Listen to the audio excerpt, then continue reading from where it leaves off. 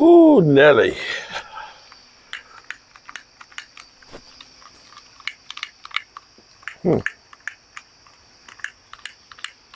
Hold up. Let me try another one.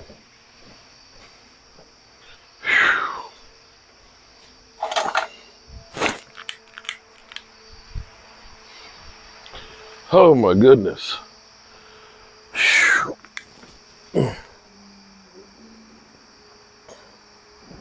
There we go.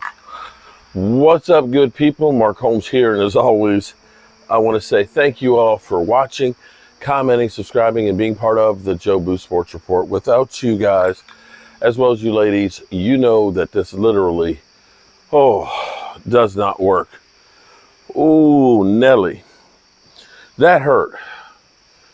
That hurt so much. I'm not talking about the Pacquiao chip. Watching how bad the Minnesota Vikings looked against the Eagles. I have to take my own advice. Don't be too excited by what you see or too upset by what you see in September, because we really don't know what teams are in September. Because you looked at last week, we saw Kansas City dismantle the Cardinals the week before. The Cardinals, being way the hell down, they come back, they win. We saw Green Bay get dismantled by Minnesota. Minnesota looked like the worst team in football. Dalvin Cook couldn't run the ball. I think Dalvin Cook had 15 carries for 17 yards. Justin Jefferson was ass, like Philly 500 said. Literally, I think he had 43 yards. Kirk Cousins throws like, 3 interceptions and looks like Carson Wentz. It was just awful. We get destroyed by Tampa Bay. We end up having Cooper Rush come in, and we end up beating Cincinnati. So from one week to the next, people are literally going from looking great to looking like doo-doo. Now, we've got the New York Giants this week, and forgive me, but I did do the Pacquiao chip, and I feel it in my belly. When this fire pit wouldn't start up, I started thinking I might just be able to turn around and literally fire in the hole and start it up that way, but I figured I might not want to do that on camera. And if you want to see that, the video clip is out of me eating that Pacquiao chip that literally turns your tongue blue. Let me say that DMV said I inspired him tonight, that if the Cowboys beat the Giants in Washington, that he's going to do the chip. Now, here's the thing that's kind of crazy. Okay, so the Eagles were clicking on all cylinders tonight. The defense was smothering. Hurts, I think that was the most yards that the Eagles have had in like 15 years in the first half of a game. They looked really good. As much as it hurts me to say that, they looked really good. But the NFL is a week-to-week league. And from one week to the next, you don't know who's going to be good and who's going to be bad. And that's one of the things that's kind of cool about football. You don't know who's going to be good or bad. Now, I will say, right now, Buffalo looks like the best team in football. Their defensive back, Dane, can't remember his last name. My God, he was down on the ground. His neck was already bent back. His own player came in and hit him in the head, and you saw that neck go so far back. I thought for sure that in the same way we saw Dak Prescott's ankle broken, that his neck was broken. But he was having movement in his extremities when he went to the hospital, and I think a hyperextended neck or something. That's one of those cases that I thought for sure he was going to be paralyzed. So thoughts and prayers go out to him. And I'm glad that he is not in bad shape, as bad a shape as it looked. But that's the thing about football that's so crazy, is how quickly it literally will change. It will change on just a couple of plays. And the sad thing about that game for the Vikings, is they had opportunities where, they blocked a field goal, they had the ball first down on the 30-yard line, they throw an interception. They had a wide open receiver that would have been, a touchdown. He drops the pass. every game there's just a couple of plays here and there that become the difference between winning and losing. And you can point at almost any game, even a blowout. You can say, if this play, and that play were different, then all of a sudden the game is different. For us,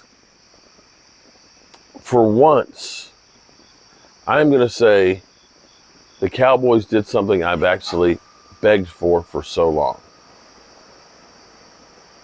The Cowboys usually go for sizzle more than substance.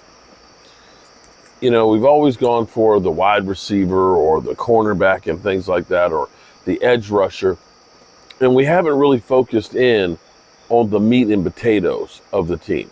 And the meat and potatoes of the team is like the defensive line, the offensive line. We've done the offensive line, for Tyron Smith and Travis Frederick and Zach Martin. We tried with Connor Williams and Lyle Collins, an undrafted free agent who fell, and so on. We kind of got away from taking care of the meat right there. And of course, we went back to with Tyler Smith.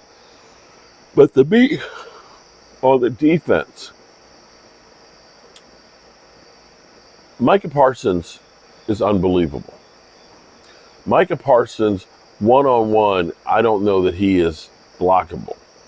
Micah Parsons is splitting double teams and going against, three guys at times. But the thing that's making Micah Parsons greater is something that you don't really think too much about. Because what usually would kill the Cowboys when, we have DeMarcus Ware or we'd have, D-Law in these younger days would be is those guys are getting the pressure. But the problem usually is you weren't getting equal pressure. And that was because our defensive line was like the parting of the Red Sea, that literally the quarterbacks would be able to step up. When you see that defense, they rush the passer with lane discipline. There is no gap for the quarterback to step up or a pocket to run out of. That pocket is slowly collapsing in front of them. And I can't step up, and you got Micah Parsons who's in there in the back. He's getting those sacks. He's also making the other guys around them even better. Because the interesting thing here is Dorrance Armstrong has got 2 sacks right now already. And it's not that I'm saying that Dorrance Armstrong is great. I mean, he's actually tied for 8th right now in sacks in the NFL. Quietly. But you have to understand, as the lion eats over there, and as this defensive line holds the line, the quarterback has nowhere to go and has no time to throw, and he's getting antsy and trying to get rid of the football. And that, my friends, is something that we have not had in a long time. The Cowboys usually will say, oh, we'll take a defensive end and make him a tackle. Oh, we'll take a defensive tackle and he'll play nose. And they're usually guys that are too small to be able to take on those double teams and stuff.